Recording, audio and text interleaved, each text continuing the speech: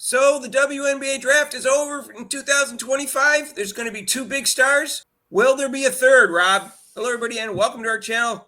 I'm Mark. And I'm Rob.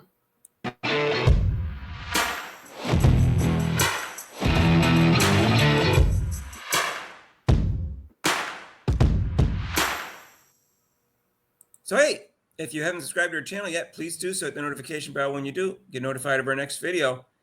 And join us for Caitlin Clark's crossover every Monday and Thursday from 6 to 7 and 5:30 to 6:30 respectively, Eastern time, except for major holidays. It's a sports reporters type forum where we have guest podcasters. It's really cool. We talk about Caitlin Clark and all sorts of good stuff. And we'll talk about the WNBA draft on Thursday night. Rob, you'll be there, right? Mm-hmm. Thursday.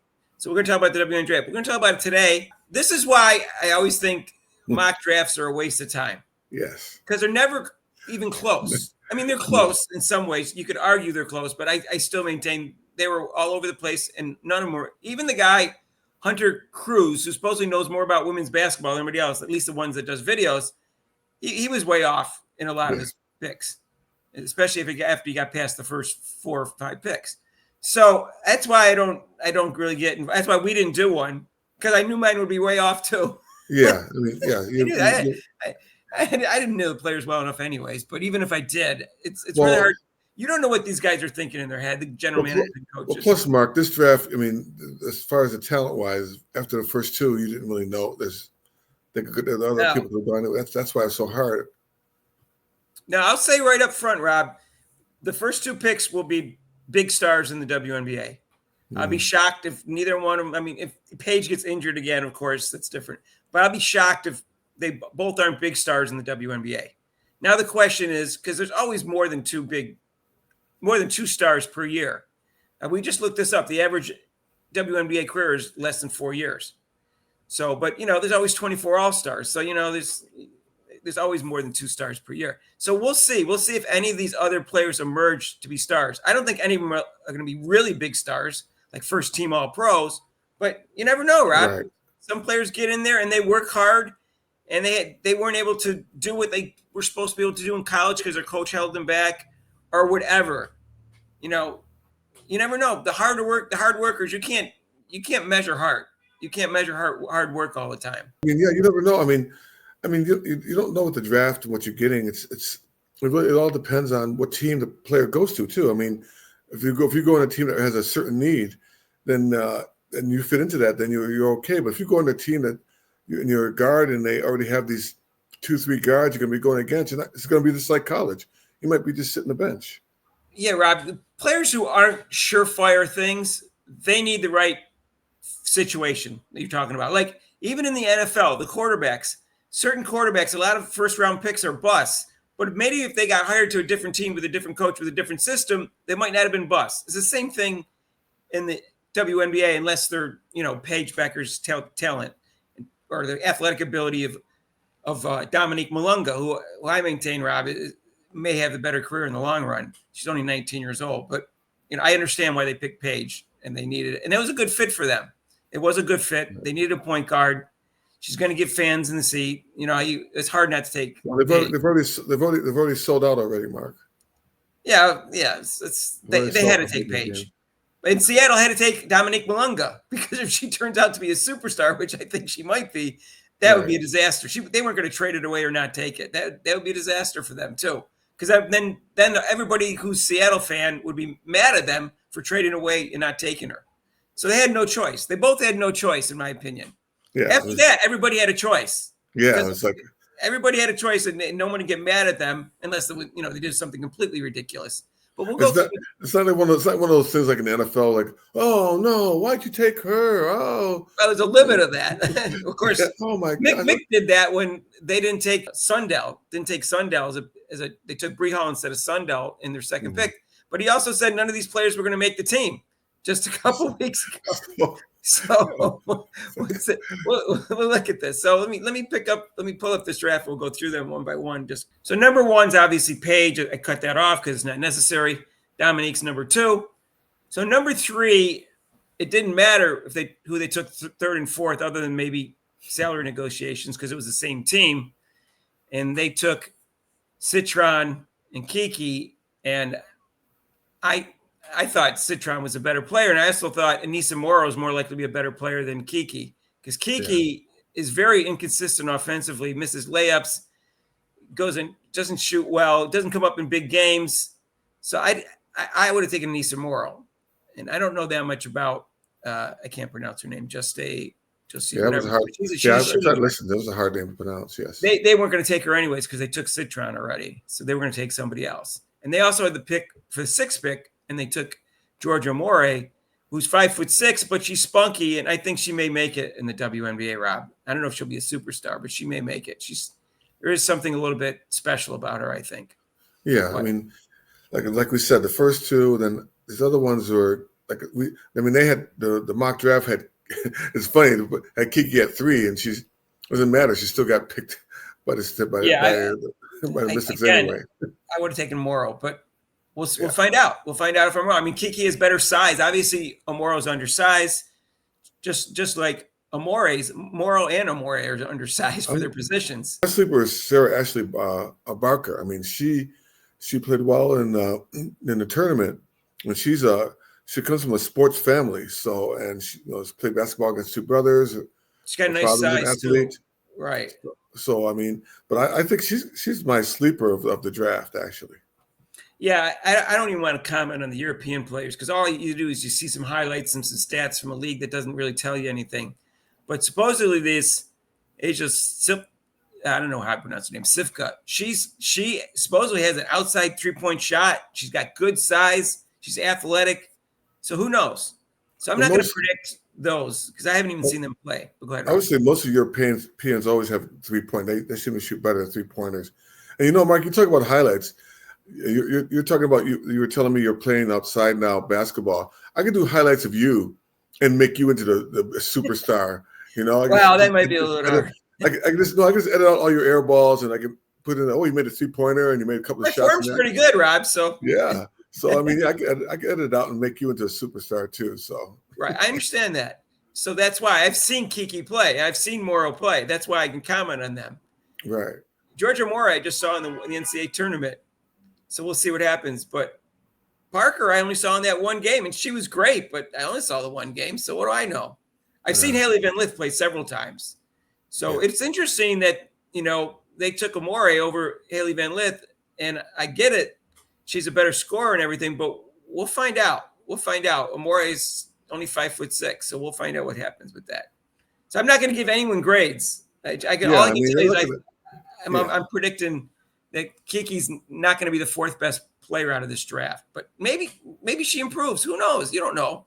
Like I just talked about before, there's going to be a couple players that come out of this that we don't think are going to be big stars, and they're going to put the hard work in, and they get the right situation, and they may be big stars. So We'll see what happens.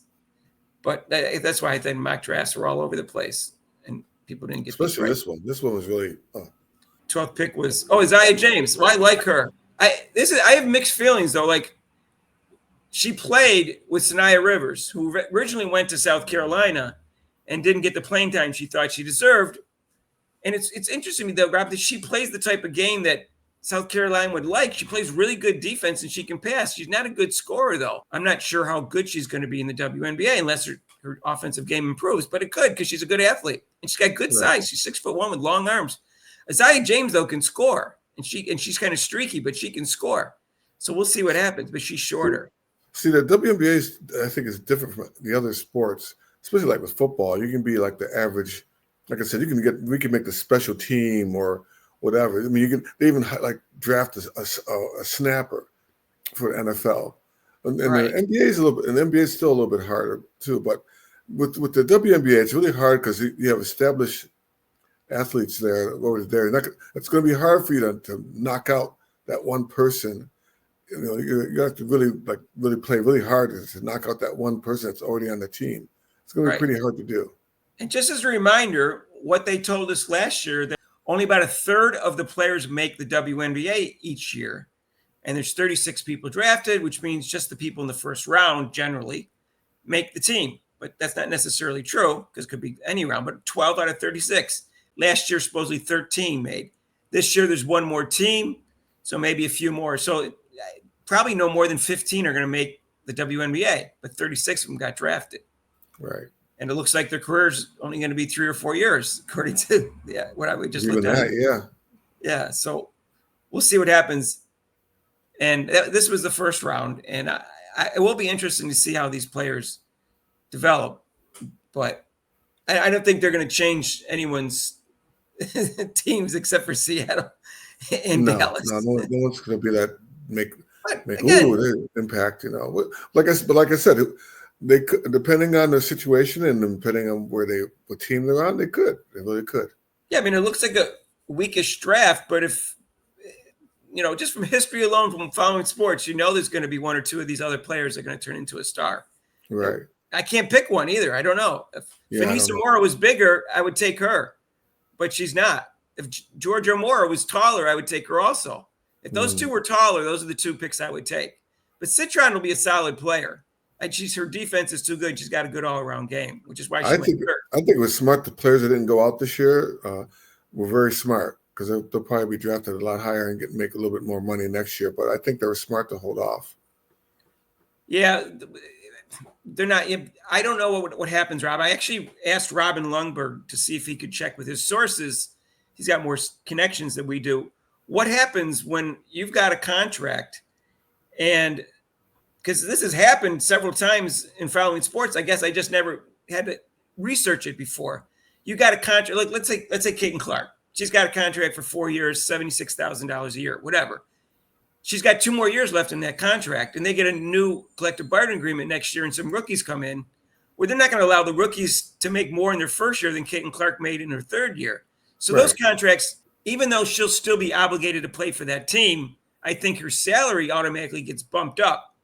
They're not stuck with that salary. Mm-hmm. So that's what I think is going to happen. So will it make that much difference for the other players by waiting a year? I don't know, Rob. I don't know. It seems to me you're going to have to bump the players' salaries that existed before that year so that the rookies don't make more than the veterans. Right. So I'm not sure it makes that much of a difference, but that's what players seem to be doing, and they got the NIL money, so there's no rush, I guess. Yeah, well, exactly. Well, like some of them still wanted that ring too. They want the championship. Right, because that makes him a better player. Yes, that's right. That. It does. It definitely does.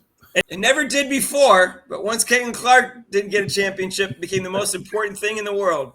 That's right, Mark. Like the fact that Pete Maravich and Oscar Robinson are both rated in the top 5 men's players of all time, and neither one won a championship.